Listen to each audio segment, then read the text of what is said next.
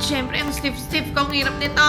I am happy to report. Ano ba yan? Bakit may isang buhok na talagang, ayan na. Dami gastos itong gym naloloka na ako. Ito na yung gym. Guilty pleasure ko to ngayon, yung Korean ice cream. Itong nagpapasaya sa buhay ko lately. Anong go-to flavor nyo? Authentic Hong Kong taste. Yun talaga yung natitikman ko every time kumakain kami dito. Sobrang highly recommended. Hindi ganito lasa sa Korea, pero okay na to. Ano na to? Philippinized. Today's version of Simply Whimsy, my OTD. Hi, I'm Chris, a Rakitera homeschooling nanay kay Liam at kasama ang aking Diyosawang si Justin. Let's make the most out of my remaining years before I turn 40 at samahan niyo ako sa aking journey! Hindi ko alam kung kagaya ko rin kayo, pero a lot of moms wake up early because it's often the only quiet part of the day that truly belongs to us. Good morning, everybody. Kasi for many moms, especially yung mga nag-aalaga pa ng mga bata, no, yung tinatawag na me time, hindi naman yun agad-agad mag-a-appear at the end of the day. Kasi usually, pag dating na ng hapon or ng gabi, ubos ka na, girl. Oo, kaya waking early becomes a way to protect yung personal space natin bago pa tayo lamunin ng mga gawaing bahay, bago pa maubos yung lakas natin. Ako, ang ginagawa ko talaga, pagising ko sa umaga, I try my best na maging consistent ako sa pag-gratitude journal. Hindi lang to simpleng journaling Talagang nililist down ko intentionally yung mga bagay na gusto kong mangyari, that I am thankful for. Tapos may listahan din ako ng mga kailangan kong ma-achieve or kailangan kong mga matapos. At saka meron akong listahan ng mga utos ko para sa ibang tao para hindi lang ako ang kumikilos. Update sa ating pagpipickleball. Ito palang aking coach. So, kapag may budget ako, ang schedule ko dito sa pagpapakoach sa pickleball ay every 2 weeks. Kasi parang mga 1,800 ang nagagastos ko dito. Libre lang naman yung court kasi nakikigamit ako doon sa church grounds namin. Pero ang may bayad is yung 2 hours na pagte-train ni coach sa akin. Na sana talaga, nakikita ko yung resulta. Ang nakikita ko lang yung malaki kong tiyan. And speaking of tiyan, eto balikan ko lang yung aking fitness journey. Ito ang aking trying again journey na mas naging seryoso ako noong December 2025. Tapos by February 2026, I was at 72 kilograms. Guess how much I weigh at the moment? Oh my gosh, 83 kilograms! Siguro malaking factor nito yung nag-start ako ng pickleball. Kasi parang akong construction worker, kung kumain after maglaro, sobrang gutom talaga. Naparami siguro yung pagkain ko, pagkonsumo ko ng white rice. Ang sarap mag-rice! Nakakaloka! Pero ayun na nga, nakikita ko, oh my gosh, yung tiyan ko! Parang wala na akong side view or side profile. Di ba yung iba kapag nakaharap, malapad-lapad. Pero pag nakatagilid, medyo luminipis, di ba? Ako hindi.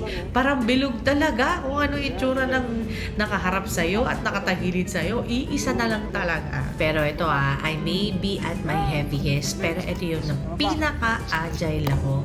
Pinakamataas ang energy ng mamakers ninyo in a very long time. Kasi talagang dati sobrang abilis ko mapagod, napaka-lethargic ko. Ngayon iba.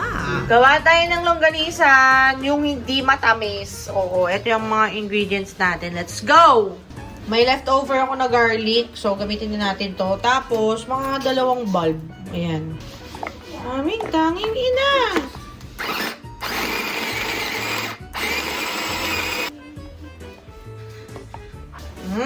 Bango. Daming garlic, Lagyan na natin ito para mawala na to dito sa akin. Ayan, ito yung onions natin. Sama ko na.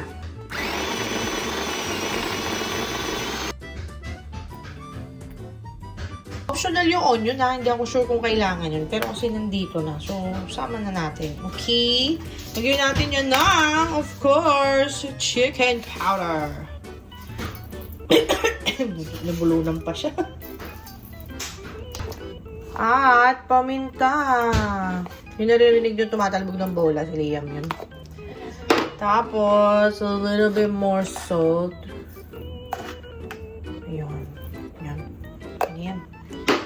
And, ay, ito pala. Kalimutan ko. Paprika for color. Dami And, toyo. Sarap.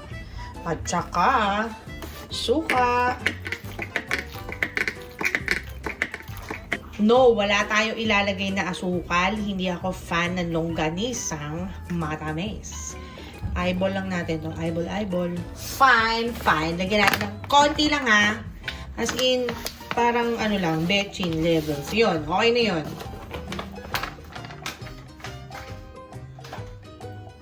And we mikos everything. Look at that. Recently ko lang natutunan na dapat separate ko pala ginagawa yung pampalasa. Dapat pala hindi diretso sa karne kasi ang hirap tikman, ang hirap hamulin. At least ito pwede mo dut-dutin. Tikman nyo. 1 kilo yung binili ko na pork. Sana hindi sobrang dami nitong ricado na ilalagay ko. Yeah! Sarap! The fun part! Lamasin na natin to, friend. Sarap. Check that out! Okay, ito po ay ipakman natin. Meron ako nilagay sa microwave. Tikman natin. Sample. Mainit.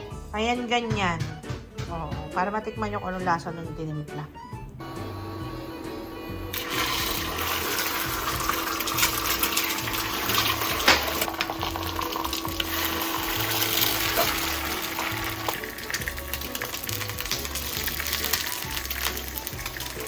Ganito pala itsura nito kapag pinapako. Nilalagay ko sa mga maliliit na ziplock para naka-portion-portion na.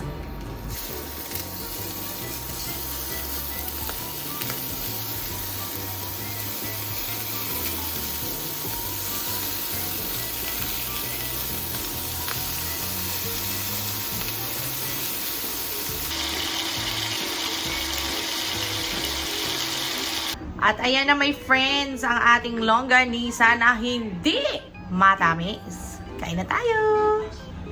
I am happy to report na ito yung pinaka-healthy ko na batch. Ito yung natapo ng unang fertilizer. Nabubuhay na to siya. Nabubuhay na yan. Tapos ito, nabubuhay yung part na nandito. Nadidissolve yung nandun. Nakita niyo yun. May mga bago tumutubo. Just give it time. May mamamatay talaga na. Sobrahan ako eh. So, sobrang tagal na hindi ko sila naripat. Ayan na sila. Tinanggap ko na ang tadhana nilang mamamatay ang mga yan. Ito na yung gym. Oh, ayan ang gym natin. Cute. Kaso may mancha ng simento. Matatanggal ba yan? Natanggal na nila yung mga halaman dito. Andoon na. So, here's what we have so far.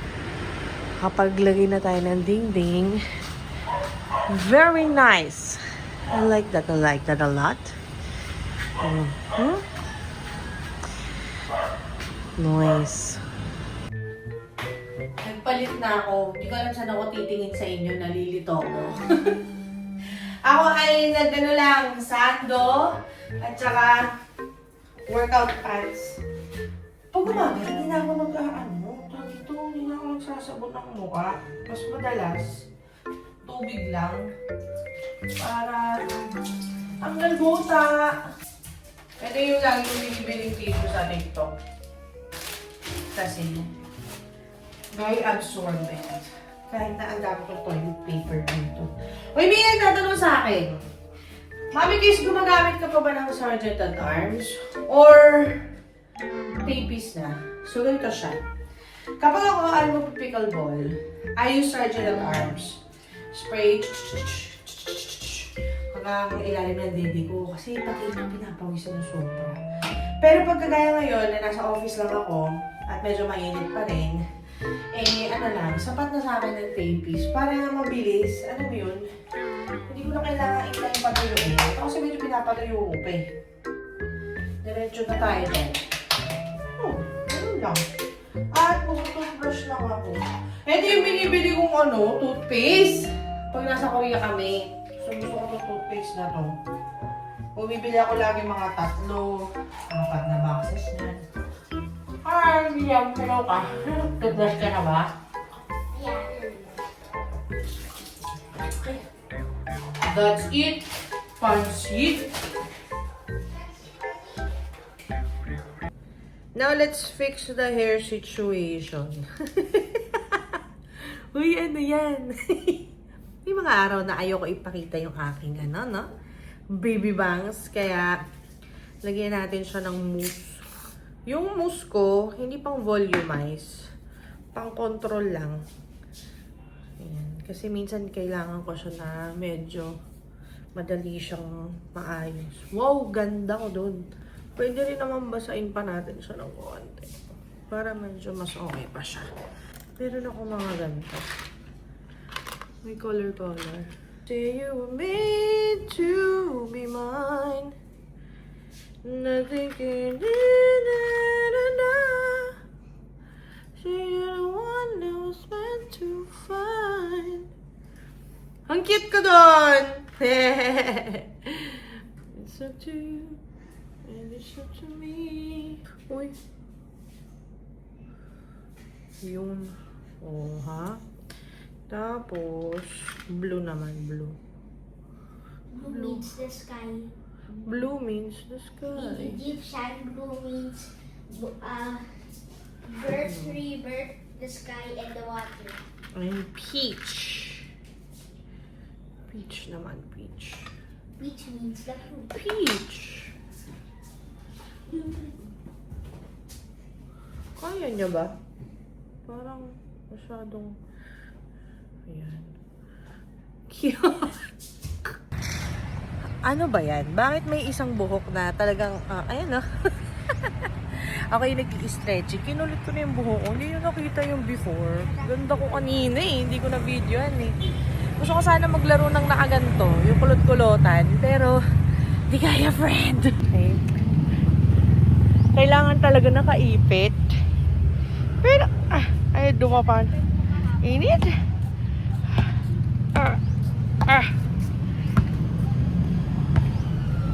Yan, ganyan na lang natin siya.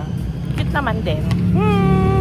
Another day, another gastos. Kita niyo yung mukha ko. Minsan hindi ako makapaniwala kung magkano na yung nagagastos ko dito sa gym na to. Andito kami sa may Wilcons. Nagpapatimpla ako ng gusto kong kulay para dun sa dingding. Kasi niisip ko, gawin namin dalawang kulay. May isang accent wall. And check this out. Nakabit na po yung pinto at saka yung salamin. Kinakabit na rin nila. Ang ganda ng salamin.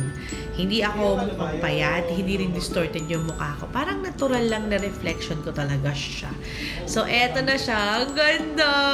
Ay, excited na ako matapos. Start ata kami ng construction nito around last week ng April. Pero kasi, ang erratic kasi ng schedule ng aking trabaho. Minsan may mga events ako. So, hindi naman ako pwedeng magpagawa dun sa taas kapag wala ako sa bahay. At saka, hindi pala nasunod yung original design ng architect. Kasi yung original na design, 50,000 na talaga yung budget ko. Girl, parang ngayon nasa magto 200 na tayo. Tigil na tayo doon. Kasi ang dami nung pinagawa ko. Pinalakihan ko pa kasi from the original design. May mga dinagdag kami na wala doon sa original design. Alam mo yon. So, ayun. Ang nasunod yung mga kapritsyo. Kapritsyo talaga. Hindi naman. Ang mas nasunod yung vision namin. Pero hindi ko na lang pinadrawing at pinakulit pa doon sa architect. Sinabi ko na lang doon sa gumawa, doon sa foreman kung anong gagawin niya. So, it's after church services. Walang kumain ng agahan kasi malilate. So, alas 2 na po. Kaya kakain ako. Ito yung binili ko. Tsaka yung kinakain kong ice cream kanina. Tinip ba nila? Naka-fling Parang amoy patties. The patties is already Pwede yun sa akin, fish cake. fish cake. This one? Bakit naman ganyan yung patties? Ayoko. Ay, gina. Yun. Ang pati sa bahay ko lang gusto kainin. Ayokong kainin ang dago. Yeah! Tadam! Kakamain ko na to Tay-tay lang naman eh.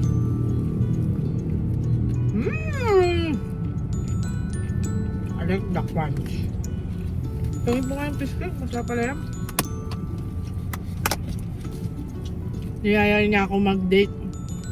Kasi gusto ko na umuwi.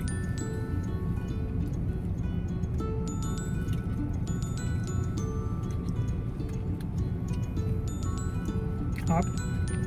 Sarap, no? Mm-hmm. Hindi ganito lasa sa Korea, pero okay na to. Ano na to? Philippinized. I'm with my project manager. Hi, I'm Beanie Mommy. Cute ba ng dandruff ko? Panindigan natin yan. Ganda ng mga halaman dito, friend. Parang gusto ko nung ganito sa gym. Kasi walang bubong to eh. Ayan o.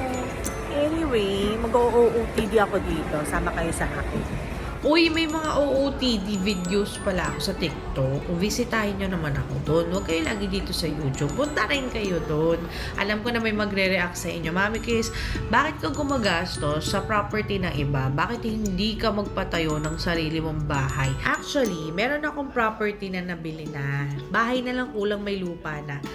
Wala lang talaga akong vision ng future na dito ako tatanda sa Pilipinas. Pag ako talaga nabigyan ng pagkakataon na makahanap kami ng trabaho sa abroad o di kaya si Leah makagkaroon siya ng scholarship magtrabaho siya abroad, ay doon na kami aabutan talaga na mategi kami. Ayoko dito mategi sa Pilipinas. Nakakaloka. Feeling ko kasi kapag nagpatayo ako ng bahay dito, syempre kailangan ma-ROI mo, titiran mo and all that, no? Eh, pwede mo naman iparenta yun, mami, kasi ay, hindi lahat ng mga nagre-renta kasing bait ko. Oo, may mga horror stories na mga tenants na nakakatuwa kasi very, very good talaga sila. So, anong gagawin mo, mami, kasi dun sa mga nirenovate mo, pinatayo mo, dyan sa property ng iyong landlord? Okay lang, sa kanya na lang after. Kapag ready na ako umalis dito, na ROI ko naman na, happy na ako dun. It's just that, ayoko lang magkaroon ako ng property na kailangan kong i-liquidate or kailangan kong ma-dispose kapag mag-a-abroad na ako. Kasi nakita ko kung gaano kahirap yun nung kuya ko yung aalis. Sa mga pangarap ko sa buhay, wala talaga yung dream house eh. Dream adventure, dream travel, dream bank account. Yun ang nasa isip ko. Wala talaga. Hindi ako mahilig sa mga properties, hindi ako mahilig sa mga jewelry. Mahilig ako mag-travel, tsaka mahilig ako sa actual na pera. Yun.